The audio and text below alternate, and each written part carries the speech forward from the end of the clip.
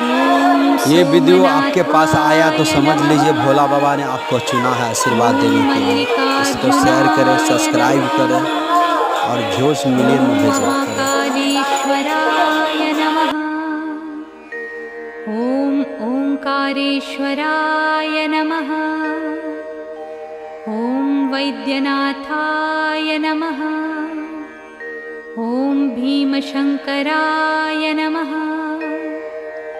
ओम रामेश्वराय नमः। ओम नागेश्वराय नमः।